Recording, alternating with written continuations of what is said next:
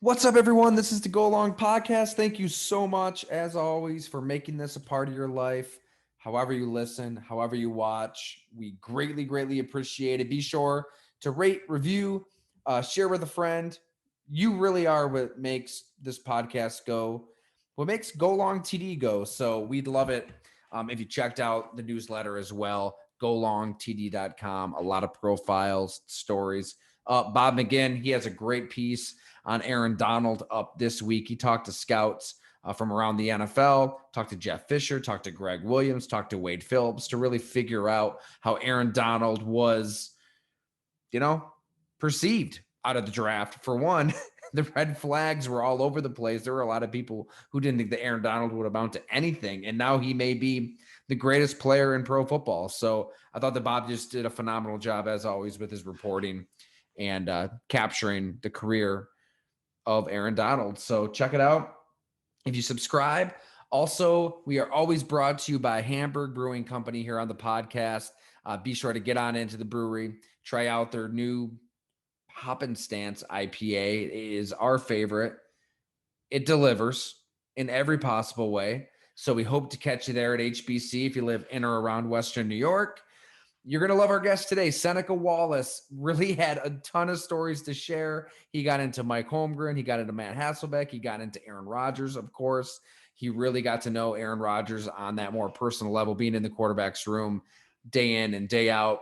Wasn't surprised by all of the events of the past couple weeks. So I think you're going to love Seneca Wallace. Also his own career. He was in the NFL for a decade. And at every turn, it seemed like teams wanted to make him a wide receiver. He was able to last as a quarterback, playing for Seattle and then bouncing around after that. So enjoy the podcast. Let us know what you think, and we'll catch you at golongtd.com. Thank you, everyone.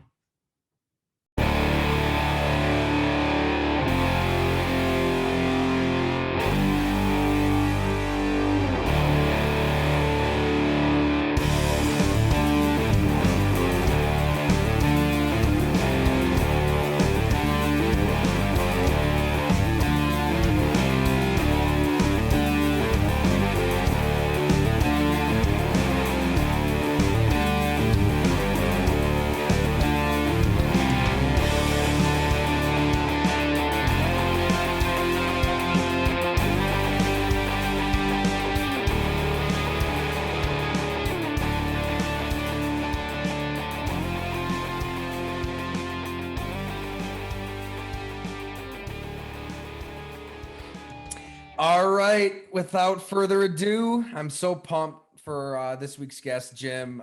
Seneca Wallace. Great to see you again, man. We crossed paths in Green Bay in 2013. But you were one of those guys in that locker room. You just felt a magnetic pull that you had to talk to Seneca. You were going to learn something about the Packers, about the quarterback position. And I don't know, to this day, Seneca, I really feel like, and you tell us too, I'm sure we'll get into all of it, like that was going to be an amazing opportunity. I mean, I feel like Absolutely. you know what I mean? If you were able to stay healthy in that start against the Eagles, maybe we're talking about you leading this team into the playoffs yourself, but Right. just an amazing career, a unique career. We'll get into everything, but Iowa State, maybe the greatest player ever in Iowa State history in my book. I mean, this is a career that helped put the program on the map. You're a guy that, from high school to college to the pros, everybody kind of wanted you to be a receiver. You're able to last a decade in the league as a quarterback. So we can get into that and just see what you're doing in life today. But man, good to see you. How's life? Where are you at? I did see you're drinking a beer, so you're already on the same page as us here, which is what we like to see. If I was a beer drinker, but this is it's called a Clear American. It's a Mandarin Orange. It's kind of just a carbonated water. Yeah, man. Okay, never mind. I'm not a drinker, man. But yeah, it's Green Bay, going back on that, bittersweet. It was one of those situations where I go into to get an opportunity there in Green Bay, and a very unique opportunity, may I say that. But they signed me going into week one. Obviously, they kind of knew that I had a adductor injury that I had sustained when I was in New Orleans that year. and they wanted me to have surgery. I opted out of surgery, and that's when it happened. It happened again, not knowing that Aaron was going to go down for the first time and break his collarbone. And I finished off the Chicago game when he went down on Monday night, and body felt good the whole week of practice. And it was just literally the same movement that I did when I was in New Orleans to tear it the first time happened again against Philadelphia. And, it was one of those situations where once it happened, the chances of it happening again was very high and without having surgery. And so it was unfortunate, man. I mean, because I felt really good in that situation. I knew the system. I felt fairly well with Mike McCarthy and the things that they were building there in Green Bay. I mean, obviously I knew it was Aaron's team, but it was a great opportunity for me to go out there and to lead that team and hopefully into the playoffs. But yeah, man, it was hard for me, man, because at that time you don't realize where you are in your career and being the oldest player there in Green Bay at the time, and then you get injured and trying to get an opportunity to kind of keep your career going, and then you get hurt. It's like you don't get that opportunity. It really wasn't like I had any closure, and and I wanted the closure to my career, and the closure kind of came in a sense last year with me going to Dallas Cowboys and coaching with them and kind of being back in that space again, and it felt good on the other side of it as a coach. But yeah, man, that Green Bay thing, man, it just kind of still lingers on me. But at the end of the day, I can't, put past the career that I had in the league and being the first minority quarterback to ever start in Green Bay history. So that was huge. It was for me, I would say it was a good career, and we can go into the other side of it and talk a little bit about, just the path that it took me to get to that situation. So. No doubt. And real quick on Green Bay, everything you need to know about your ability as a quarterback, Seneca. I mean, covering that training camp, they were dead set. Graham Harrell, I want to believe, was going to be the number 2. I don't know. BJ Coleman was I kicking think around, but who bringing was Vince there was Young. Vince Young. Yeah, Vince Young at the Vince end. was there. Yeah, And and he played he terrible. struggled. He Oh, it was struggled bad. with the terminology in the offense. They said he struggled a lot, even reading the plays off the wristband, which West Coast terminology can be very difficult. It can be very difficult if you're not used to it. And so it took me a little bit to get used to it because obviously it's apples to oranges. I was in a West Coast terminology for 9 years, and then I go to Green Bay and they want to switch up my stance. And when I'm in shotgun, they want to switch up, the way we call certain things. But the route tree and the concepts are all the same. It's just the hard part is getting that verbiage down.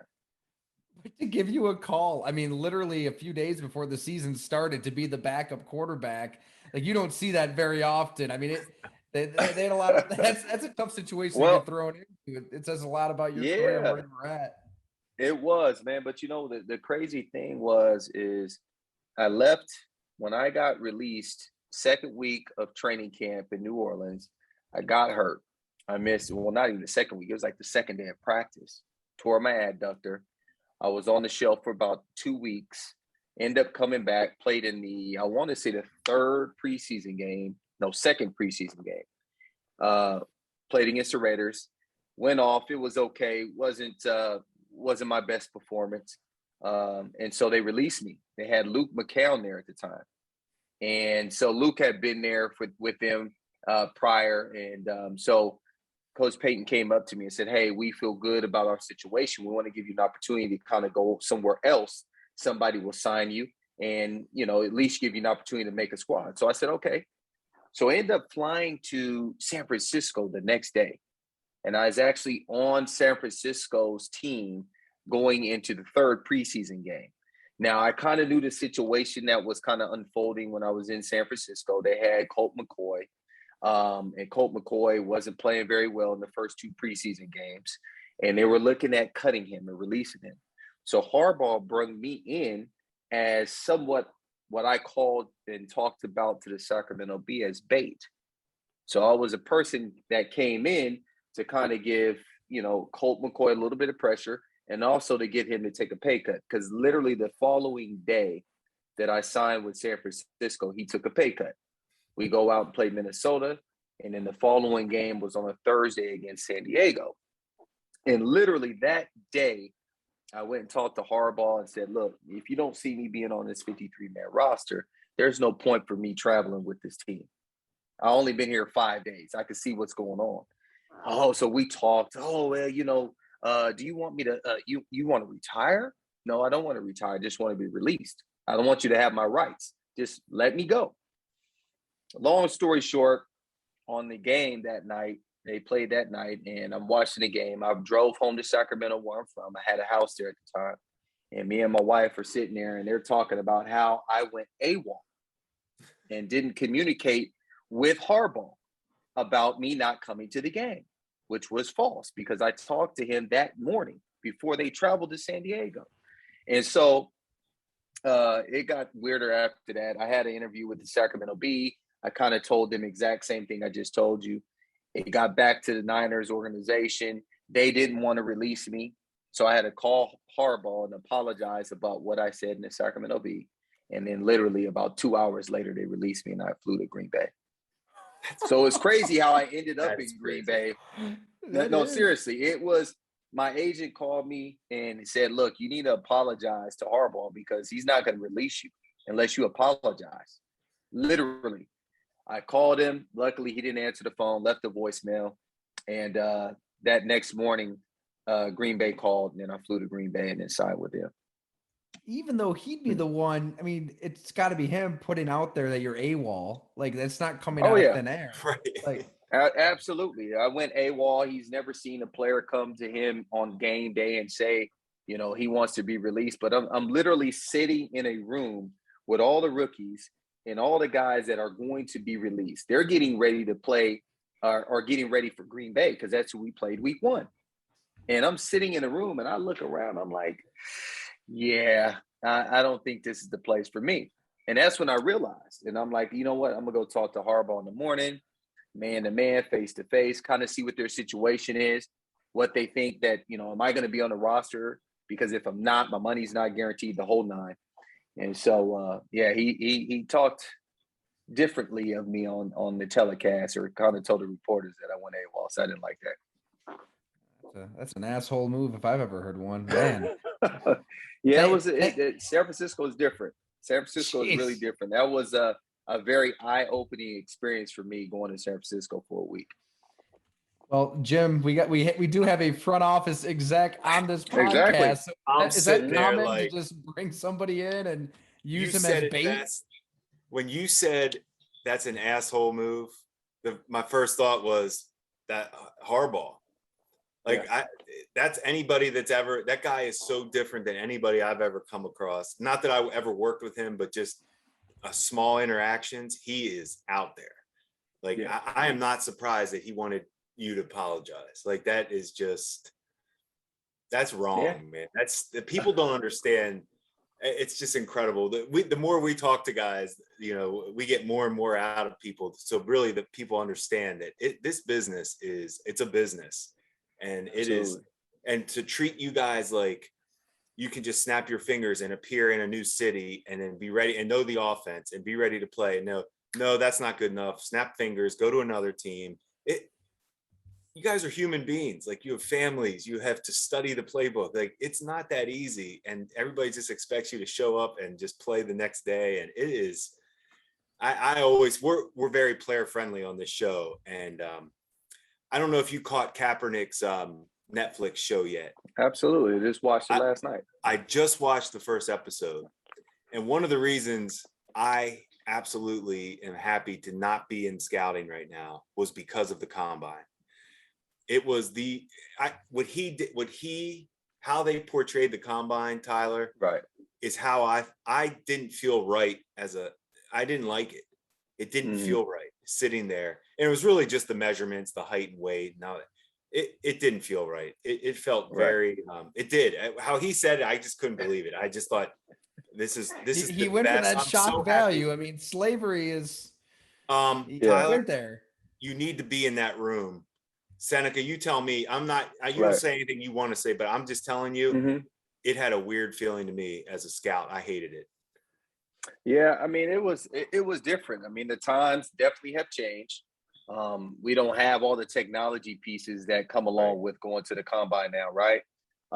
So yeah, definitely for me, being up there on stage and they're filing you through all your measurables and everything else, height, weight. Yeah, I mean, it's very depicted. I think he painted a picture. I mean, because obviously the Netflix series is painting the picture on black and white, and him being raised by a white family, and them not understanding the things like the I think it was a tournament. It's on. You probably haven't seen it yet, and it's going to go into detail. Okay. But there's a lot of different things that make you think about, and us as players. And I think Adrian Peterson said it too. I think he said, it's modern day slavery on how they kind of, handle the situation, especially when you go to the combine, because they're poking and prying at you. They're wanting to see if you're going to be able to perform at a high level and how long you're going to be able to perform at a high level. And so, but we get it. It's the worst conditions for you to perform at your best. Correct. It's the schedule it's just shoveling guys in and out, right? It's like we were just talking about, snap your fingers and do this, snap your fingers. Now get out, here come more guys. And it's like, how is this fair to you guys? It's just, I don't know. I just hated the whole setup. It just feels like it could have been done better. Really the pro day is at least a little bit better for you to perform at your best. Well, that's why you think most players get to perform. I mean, we get it. We know what the combine's for. You know, especially now, it's all about, ratings, getting on NFL Network. I mean, that's it. That's all it really is. When you go to your pro day, that's when guys are able to perform. They're actually doing drills, not doing the same copy and paste drills they've been doing forever. And so, it's a lot different. And that's why you see guys perform. They run better, they throw better, they catch better, because they're more in their environment that they created, not what the NFL created. Right. We had go ahead. I was just going to say, because a good 40 time is going to help you get drafted higher. You know what I mean? A good vertical, that stuff matters. But when you're right, that combine, mundane kind of atmosphere, maybe not the way. Yeah, man. And then you're not getting rest. You're going to meetings, you're doing MRIs, and you're doing all this. Like he said, you're getting pushed and shoved in different directions within like a day and a half period. Then they're going to ask you to go on the field and perform. We're going to turn the lights on, go in there and perform for us, run your 40, do your pro agility, do your broad, do your vert. And so a lot of times, by that time, people are so exhausted by the time they get to the field. And mentally are just not focused on what they got to do. And they have trained up to this point, probably 8 months for this moment to go to the combine, right? And then all of a sudden they're like, oh man, I'm exhausted. I mean, I don't even know if I'm gonna be able to get through this. You put it perfectly. It's the NFL. I mean, they want to make this a year-round product. So they build up the combine as this big thing. They make it bigger than it is. And then, they're putting it on their network, state-run TV. Everybody watches, everybody tunes in. And I mean, as a media member there, we don't even watch the events. Like, you're there with the media to talk to guys like Jim at the bar at 2 a.m. to find a scoop or something crazy. You know what I mean? Like, the events don't really even matter. Exactly. But then, Seneca, go ahead. I was going to say, then all that, we're talking about all that. Then you have to go at night and interview with the head coach. Right. For 15 minutes, you have to be on point. Right. And it's 15 minutes, next room, 15 minutes, come to this team. That's hard to do it's just, the whole setup is just, I just can't believe that's how it is. But they want to see how people are going to perform under pressure. I mean, that's all about it. I mean, at the end of the day, they know when they get to go to the pro day, you're in your environment, you're going to act totally different. And so, you just got to take it. I train some of the guys that are going through the process as well, when they're going through the combine, and, you want to prep them for the interviews. You want to prep them for the things that are going to happen at the combine. At the end of the day, we know what it's going to come down to. When you get to your pro day and you're able to perform in your environment, that's what's really going to matter. They just want to kind of push you through this system and actually see if you can handle it. And then we want to see what you do at your pro day. Right. And so, that's what we kind of preach to the guys, just making sure you go there, you're truthful with them when you step in the room. Obviously, you have your answers ready because they're most likely going to ask you all the same questions, especially about your background, your history. Oh. And so, that's the main thing. You don't want to bomb at the combine, but at the end of the day, we all know what the combine's for. I mean, it's a money maker now. Yeah. I was going to share this story. I mean, back when I went to the combine, we didn't have all the new fancy tops that they're wearing and the bottoms, the shoes. They were getting all decked out because now it's all sponsored. But back then, all they gave us literally was a top with a number on the back of it. Mm-hmm. We all know what Tom Brady looked like when he was running. It's about the same stuff. And I literally had to borrow somebody else's shoes to run my 40 because I didn't have the proper shoes to run it. So I borrowed somebody else's shoes. That's incredible. I mean, and now these guys get bags with Right. a ton of stuff in it. So we know what it's for. I mean, it's all for show. That's all it's for. Seneca, take it back as far as you want. I mean, Cordova High School, Sacramento City College. I mean, where does this really start for you? Your rise, your career. How did it all begin? I think it all began for me going to Oregon State. A lot of people don't know I wasn't a qualifier coming out. I went to Oregon State as an athlete. And during that time when I went to Oregon State, Sacramento City College, the head coach reached out to me and said, hey, man, if it doesn't work out for you at Oregon State, you got a position here at Sac City. And literally during that 98, it was August of 1998, I got the worst news ever. And that was that my mom had cancer. And so my brother flew up to Oregon to pick me up. We drove back to Sacramento. I wasn't sure if I actually wanted to play football anymore. After I got that news, in 1998, as a young kid, I'm 18, and you hear that your mom has cancer, you're thinking worst case scenario. All right, mom's going to die, And so I didn't know what kind of cancer she had or whatever the case may be. So she had multiple myeloma, was diagnosed with that in 1998. I missed the 1998 season. I didn't even play at all. I kind of took a sabbatical in a sense, stepped away from football. She told me everything was going to be okay. I want you to go back and just do the things that you love. And so spring, I stepped back on the campus at Sacramento City College. And literally, it's crazy because the next 4.5 years was kind of like a blur.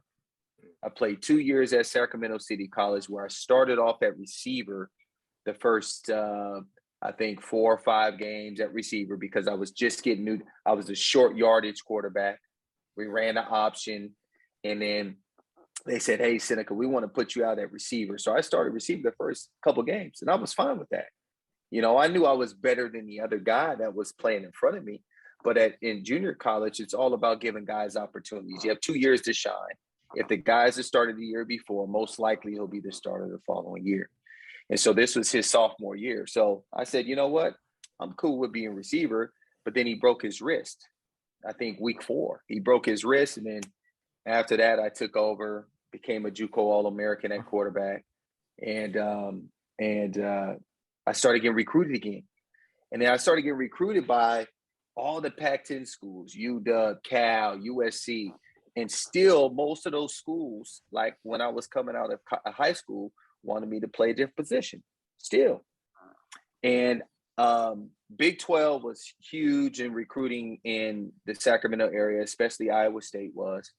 I was getting recruited by Iowa State, Kansas State, Nebraska.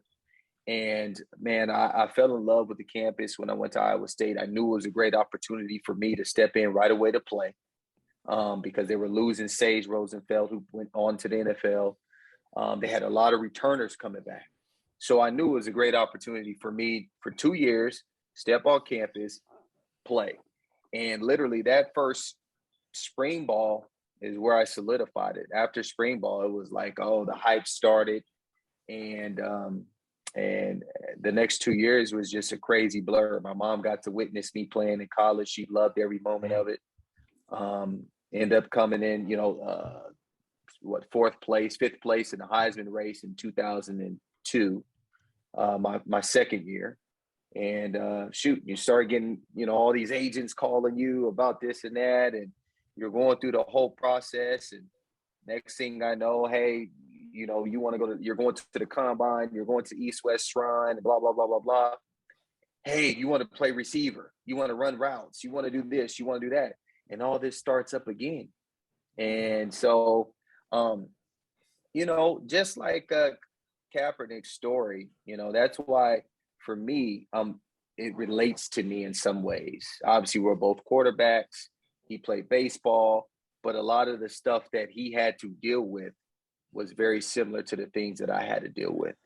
And one being an athletic quarterback during that time with like Antoine Randall and all these other quarterbacks that were very similar to my style of play that didn't get the opportunity to play quarterback in the National Football League. And so, lo and behold, I get drafted in the 4th round to Seattle, and it changed my life because obviously Mike Holmgren was my head coach. He said over the phone, I still remember when he called, you are going to be a quarterback and a quarterback only.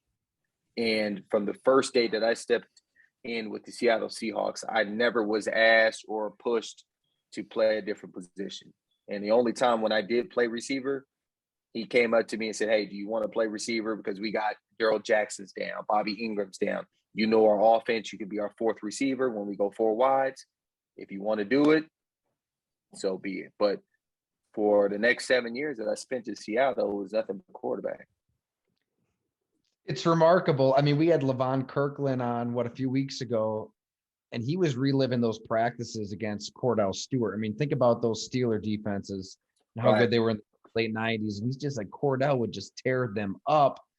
Yet it still was a weird time for him. I mean, he's playing quarterback, but he's slashed. They weren't really fitting the offense to do what he does best. And I mean, there's probably so many moments, Seneca, where you're thinking, man, if I was just in the NFL today with the right coaching staff, they know how to use me in my prime. I mean, you had a lot of coaches stuck in their way. It was a league kind of stuck in its way at the turn of the century, wasn't it? It was, man. I mean, it was, it's just like anything else, right? There was people that paved the way before me. You had the Doug Williamsons of the world. You had the Warren Moons of the world. You had the Randall Cunninghams of the world. And I'm talking just specifically Black quarterbacks.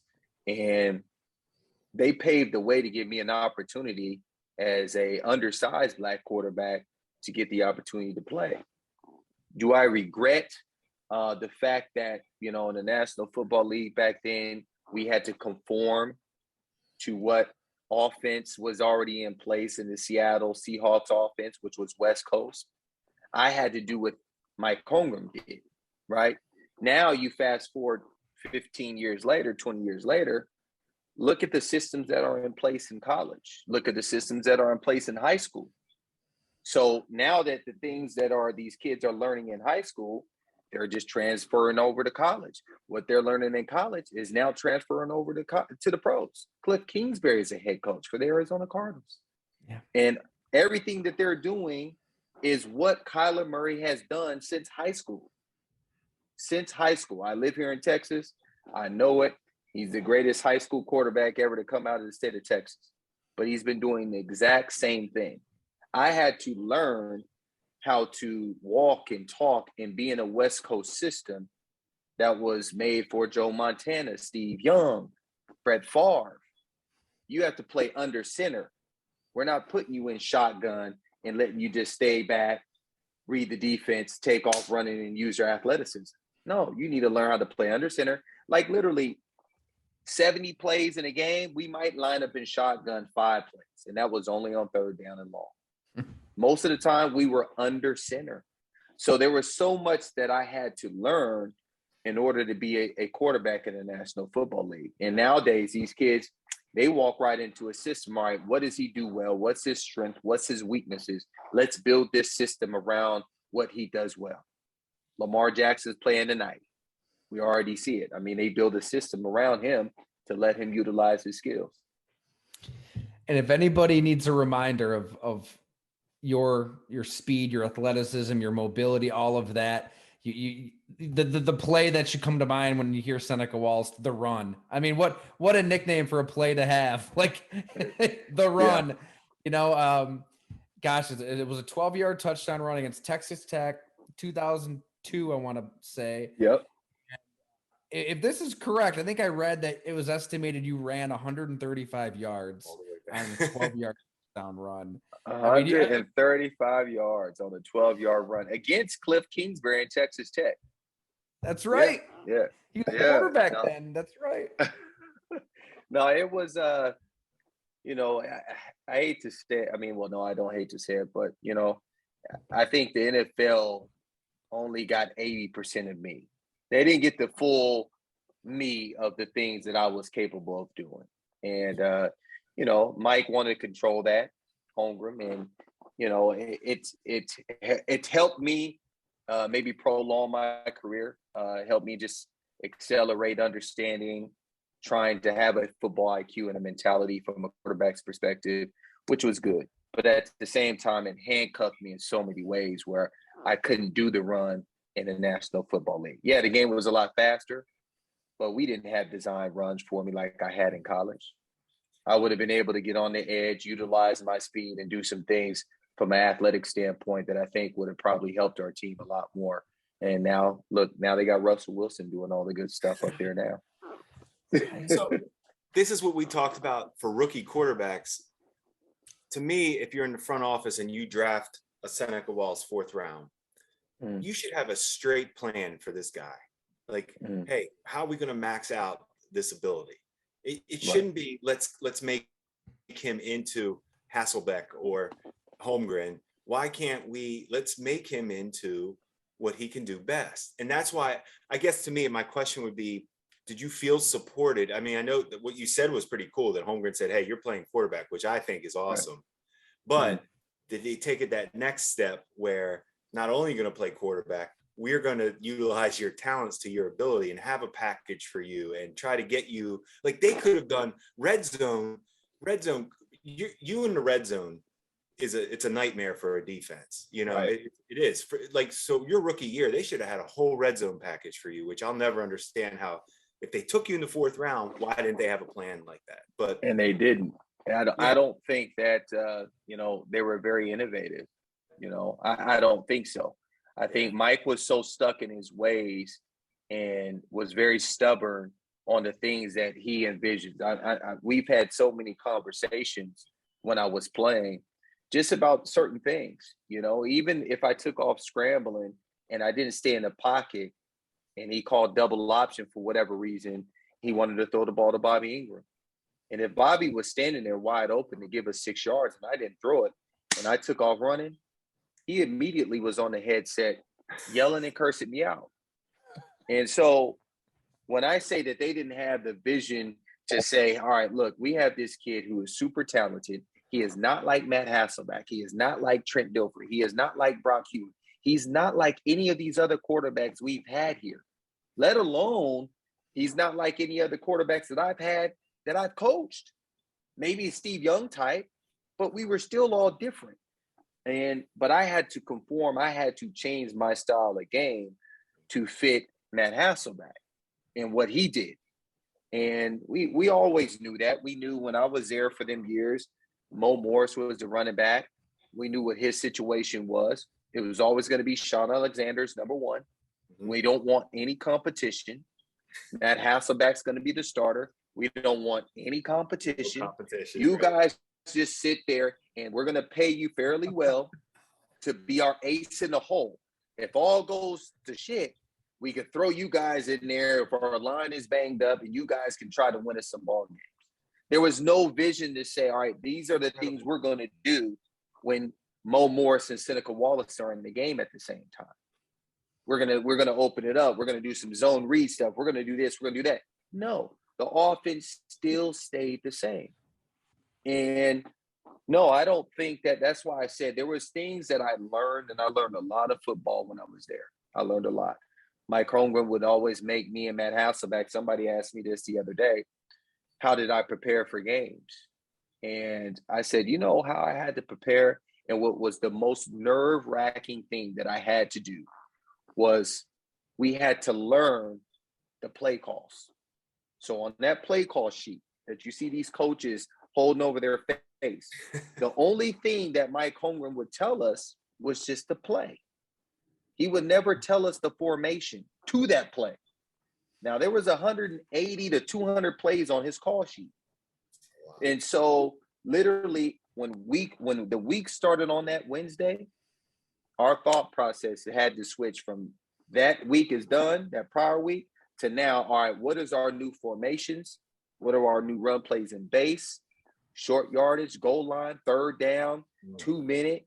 We had to know all the formations because Brett Favre, something happened when he was coaching in Green Bay, headset went down, Brett Favre didn't know what to call. And from that day forth, he told us, I will make sure all my quarterbacks know every single freaking play. And it was the most nerve-wracking thing. We'll sit there looking at the first 15, literally 2 minutes before we go out, we're studying the first 15 because we had to memorize everything. It was crazy. I mean, what's the life of a backup quarterback year in and year out? Really, I always try to put myself in your shoes where, I mean, you have to go into every single game with the mindset that you're one play away from starting and need to know all of that you just said. Need to know the defense you're playing, need to know all the players around you. And then chances are you're going to go through that game and you're not going to get a shot. And that happens again and again. I mean, man, that's got to be tough to really feel like you're ready. Like, given all the circumstances, you're ready to go in there, ball out, do your thing, and you don't get that opportunity. Game to game, season to season. Next thing you know, you played in the NFL a decade. Right. It was still so hard though. You know, it was I think Mike could be an asshole. And he was very stubborn. I mean, we used to call him Debo for a reason. You know, Debo, he wouldn't want nobody riding on the elevator with him. You know, he's a huge man. He's like 6'6". And Matt Hasselbeck's like my brother. And he knows. He just went into the Ring of Honor in Seattle like 2 weeks ago. Yeah, so and you know, he said, "Look, Sin, you're going in with me. We spent 7 years together." And so I know what kind of person Hasselbeck is. I love him to death. But there was sometimes I had to push buttons on that dude just to get him to finish games. Was he the toughest guy? No. Was he the smartest guy? Yes. Was he the most technically sound guy when it came to the West Coast system? I would say yes. But there was things that Mike Holmgren knew that he did not have. And Matt wasn't an asshole. He wasn't a tough guy. So if he got hit a couple times, Hasselbeck would almost be ready to check out. And I would have to push him through it. So I think Mike also knew what kind of person he had in me. We would get in fussing matches, you know, even though we weren't be looking face to face. I'll be on the field if something happened. I'm cussing him out. He's cussing me out. And the next thing we know, we're loving on each other. He knew what kind of people he had to have on his football team in order to be successful. I think he really did. You know, he had to keep a couple assholes around. He had to keep a couple gritty guys around. But he also knew I need to have certain pieces in place in order for me to win. So when did that happen? When did you really have to kind of like toughen Matt up? Was there a moment that comes to mind? Hell yeah. Arizona, big divisional game. He just got hit by Adrian Wilson, smacked him like on the 2-yard line. It's like maybe 4 minutes left to go. He comes to the sideline talking about, you're going to have to go in. I got the wind knocked out of me. I'm like, no, Hasselbeck, in this situation, you need to finish off this game. You just got the wind knocked out of you. You didn't have to be helped off the field. You know what I mean? But there was just so many different times throughout our 7 years together that just little subtle things that just happened to keep encouraging him, you know, even when Mike got down on him from time to time, you know, just making sure he kept his head in the game and continued to keep pressing on. You know, San Francisco, I feel like every time we played San Francisco, at some point I was either in the game or starting. At some point, either Mike knew because I had family that came up from Sacramento to watch the games. He always gave me an opportunity. Oh, Matt was playing terrible. Or you lose, get your ass loose. You're going in the game. and like literally threatening Matt that I'm going to go in the game. So it was very comical, man. And it was some of the funnest moments I had as a football player, just being able to spend time with those guys, being able to be coached by them. And like I said, I learned a lot from Matt, being around him, just learning how to study, learning how to be a pro, because things weren't given to him. He got cut several times from Green Bay. And then finally, when he got to Seattle, he got his opportunity to be the guy. And you guys got screwed in that Super Bowl, man. And that was absolutely. I mean, how bad was it to be out there and see these calls happening against Pittsburgh in 05? It was bad. I mean, the whole situation was bad. We had the Rolling Stones performing at halftime. It snowed. We were in Detroit. The whole thing was just awful. I mean, literally, it was a home game for the Pittsburgh Steelers. I mean, come on. It was terrible towels everywhere. Yeah. You know what I mean? And then we go out there. They're calling PI on Jeremy Stevens. They're calling PI on Darrell Jackson on 2 touchdowns that got turned overcalled, right? Then you got Ben Roethlisberger diving over the pile. Ball does not even cross the plane, and they call him in for a touchdown. So, and then obviously, years later, I guess the ref came out and said that he blew the calls. He knew he blew the calls or whatever else. It was messy. It was messy. Did we play our best football? No. We had some injuries that happened during that game as well.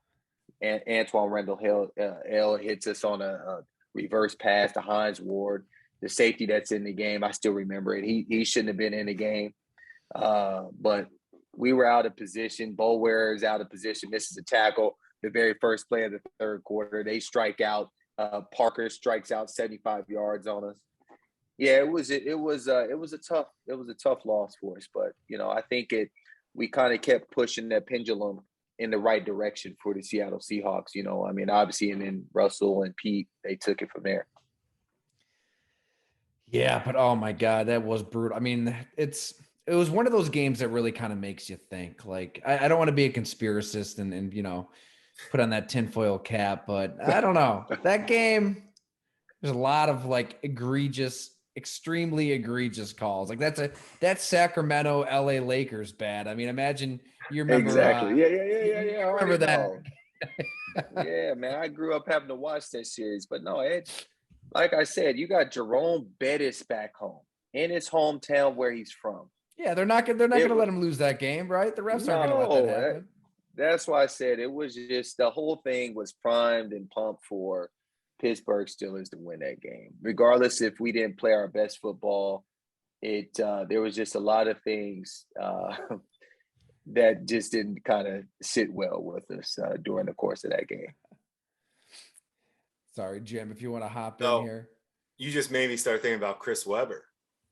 I was just when you brought up that, I was thinking, we were talking, some of my friends, we were talking about he could go down as one of the most talented basketball players that you never really talk about. He always never like socially fit, like he always never was like loved by everybody. And but man, his talent for at the time he had the best hands, like his ability to rebound and just everything he could, like I that you just talking about him made me think how great he was, but yet never won never won the big one.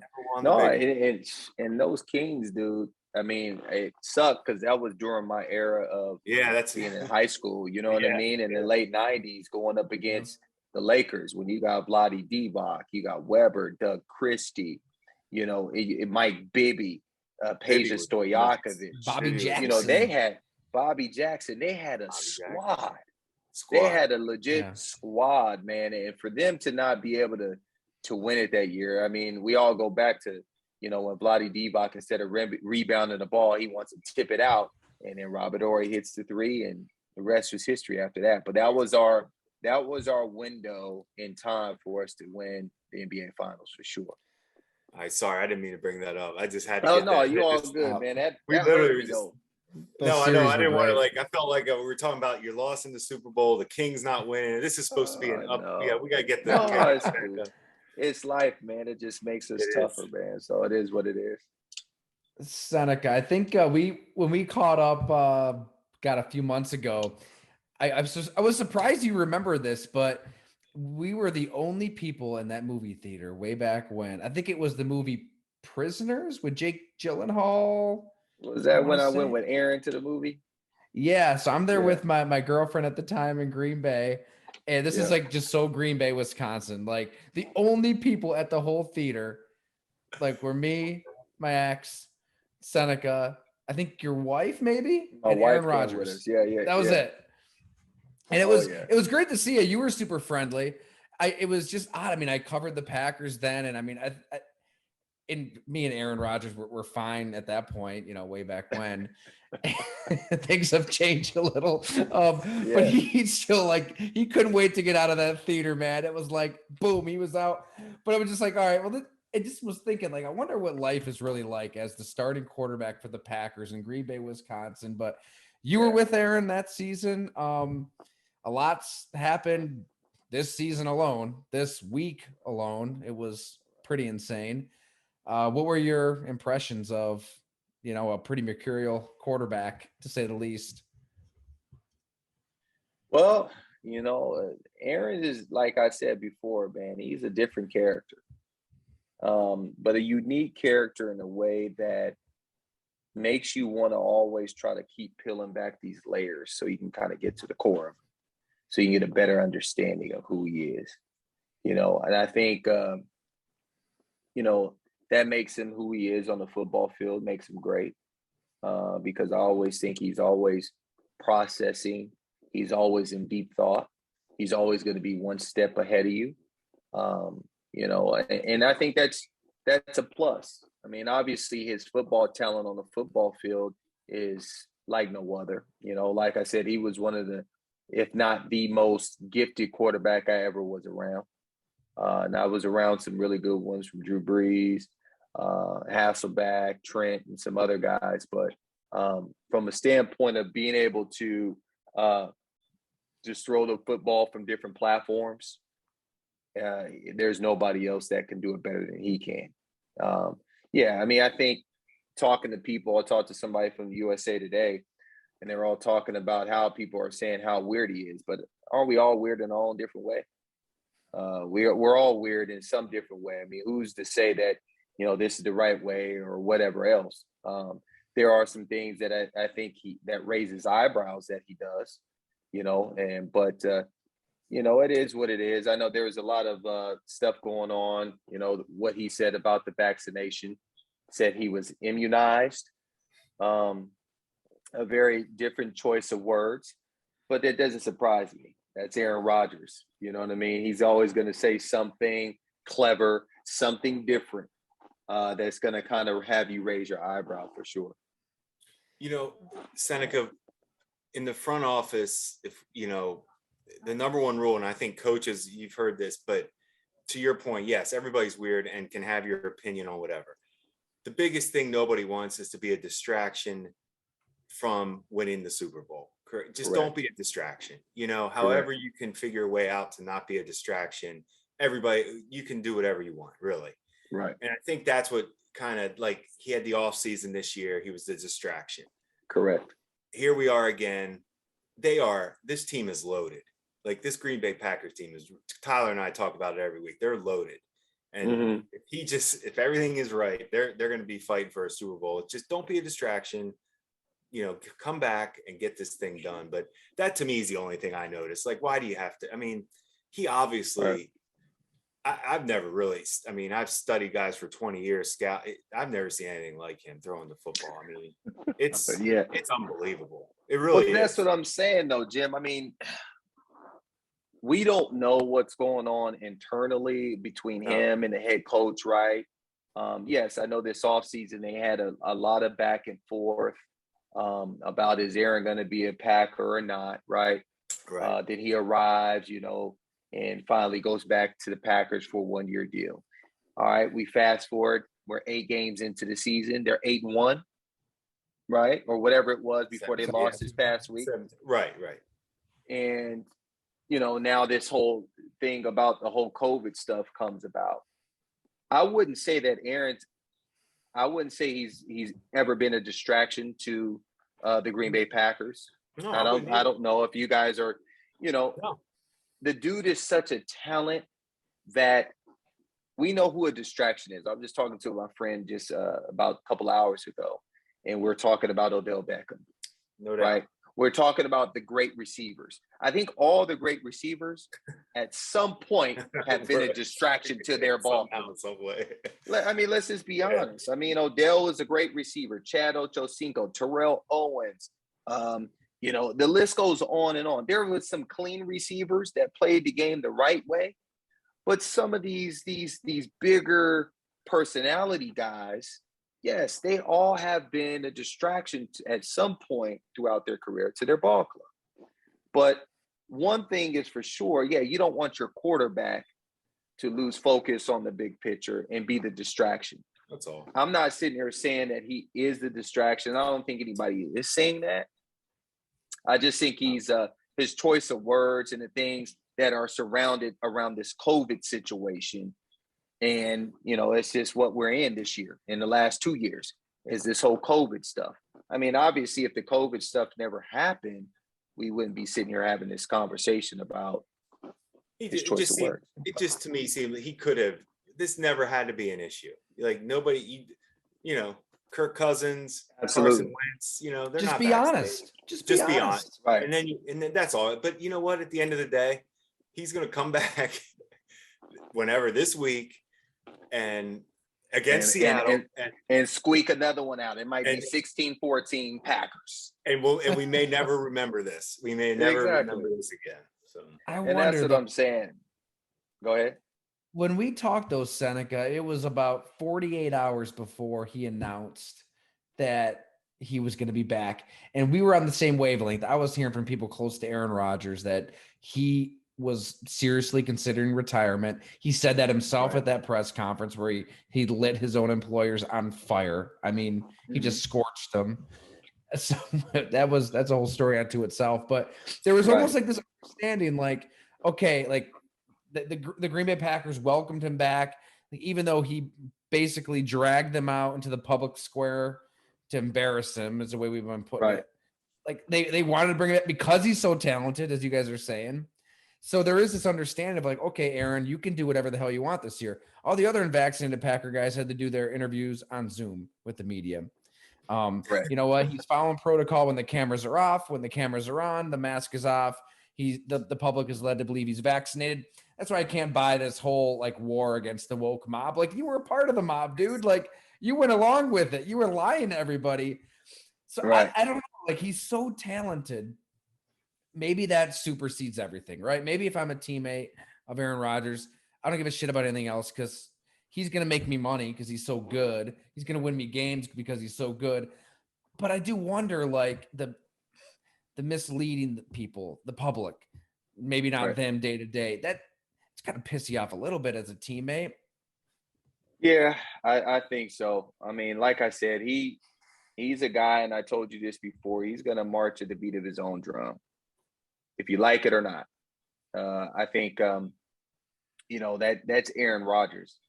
You have to take what comes along with Aaron. He has his beliefs on what he has his beliefs on. Like I said before, the conspiracies, all the craziness stuff and the way he thinks, very analytical. You had some of that then. You heard some of his conspiracy theories. Yeah, man. I mean, from the jet streams, from the planes flying over, dumping different chemicals down on us, just crazy stuff, Right. But yes, I do believe that a lot of the things that happen for Aaron Rodgers and the things you can't take away the way he processes information and the things that he does on the football field. Has he done anything malicious outside of football? No. Like you said, we just wanted the truth. People just wanted to hear the truth that, hey, I'm not vaccinated. It is what it is. Here's why. But I think if you're going to say that you're not vaccinated or for whatever reason, give us the science behind why you're not getting vaccinated. Give us a reason, a legitimate reason on why you're not getting vaccinated. You can't sit here and say these statements. I was listening to Shannon Sharp and Skip, and he was talking about how he wanted to compare the thing he said to Martin Luther King. And it's like, dude, this is nothing that's comparable. He said something, and I wish I could pull it up on what he said, but he said, as the great MLK said, you have a moral obligation to resist unjust rules. And he was talking about the mask at the podium. So basically, exactly, slavery in the 60s, not slavery, civil rights movement in the 60s is akin to a mask at a podium. Exactly. And it's stuff like that. But just think about how deep in thought you have to go to come up with something like that.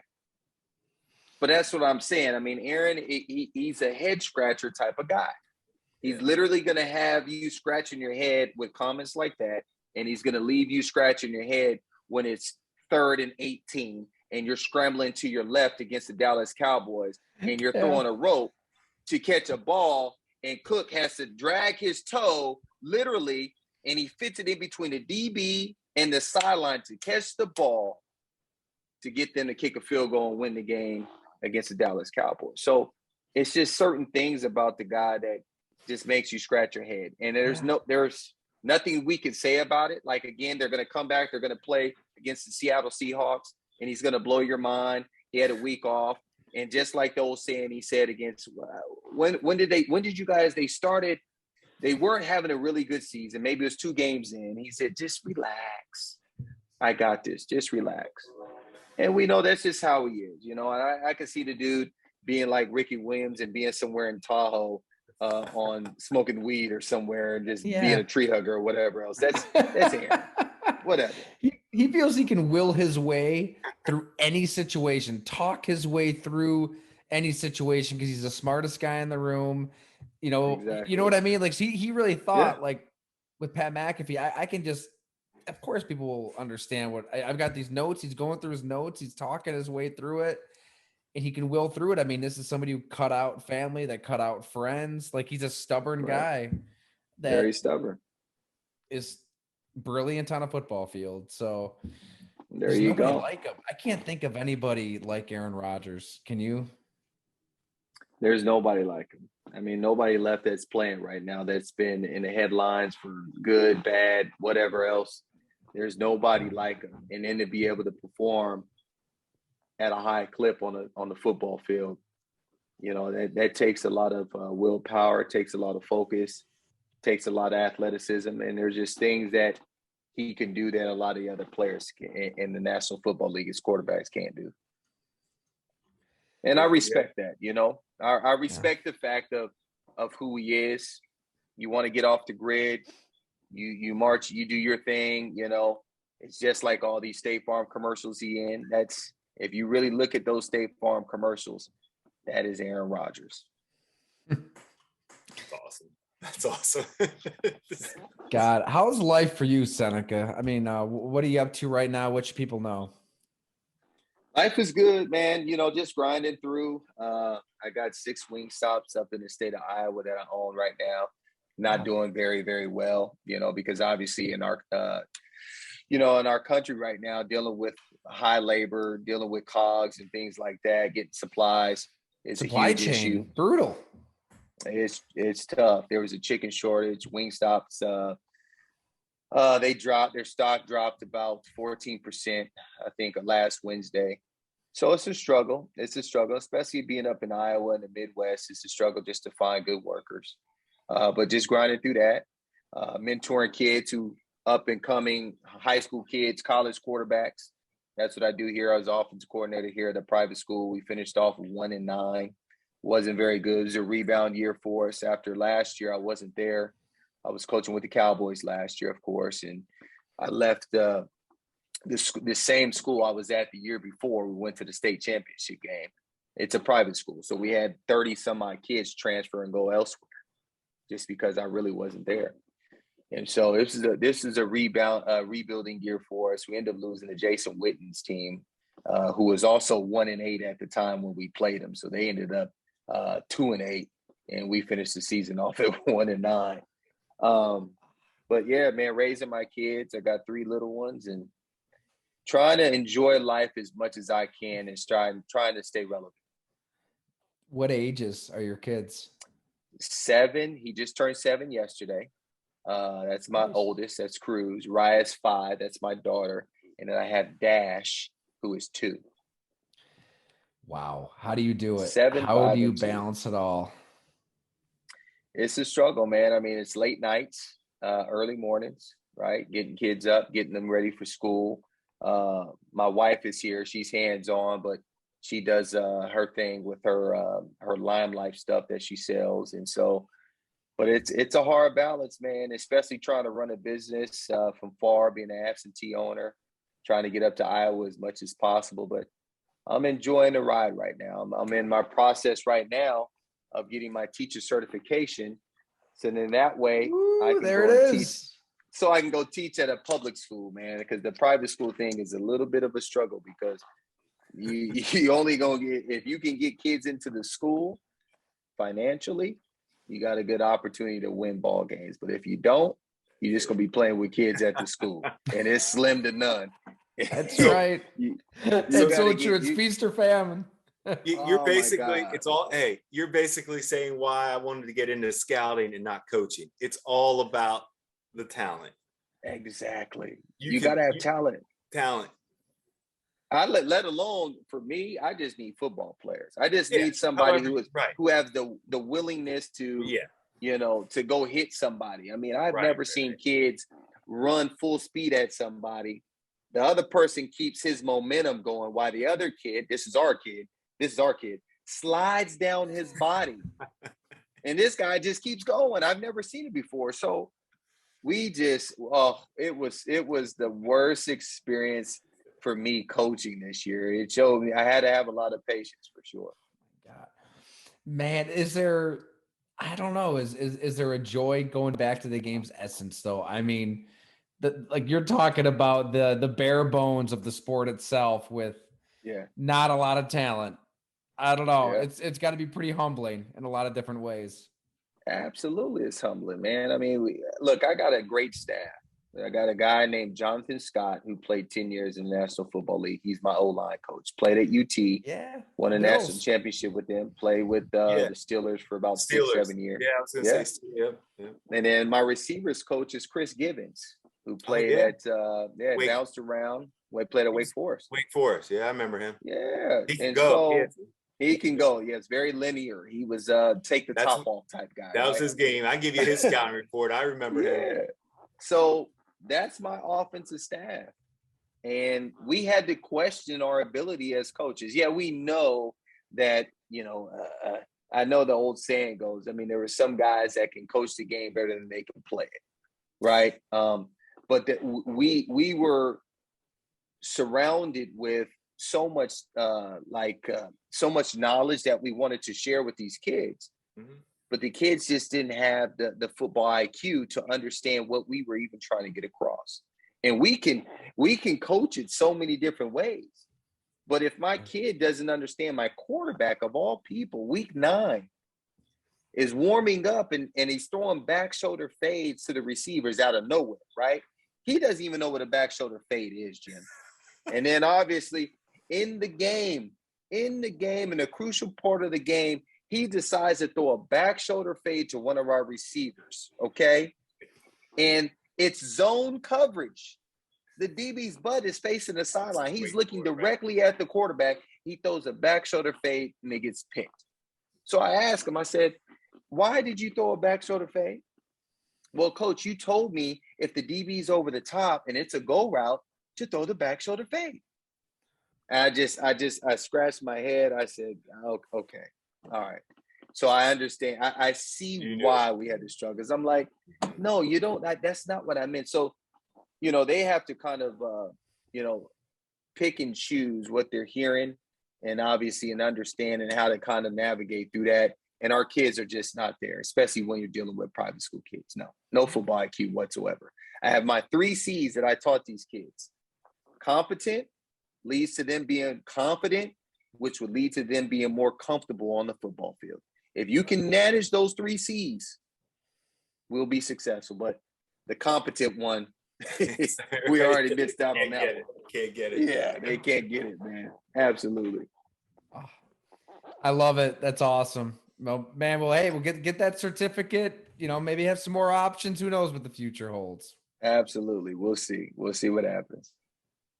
Seneca, you're a legend, dude. Thanks so much for hanging out with us for over an hour like this. That was a lot of No, you fun. got it, man. Yeah, no, it was good. I can go finish watching the last second half of this game. Yeah, I was gonna say with 3 kids, coach. I don't even know how you had this much time for us like this, but thank you. We love the Oh stories. That was no, that's why I great. told you I got to put the kids down, and my wife is out. She's doing something with her friends, and I threw the kids in bed. And luckily, we did baby wise with our kids, so it's like literally just put them in the bed and they go to sleep and they're done. The 3 of us, we got all our kids in bed, so this is a perfect time. Oh Then, yeah, really, everybody's sleeping right now. That's the sweet absolutely. spot. Yeah, for sure. Yeah, Awesome. Well, hey, man, we'll hopefully catch you down the road. Thanks so much for taking time. Tyler, Jim, man, I appreciate you guys, man. Have a good one. You too, Seneca. Thanks. All right, later.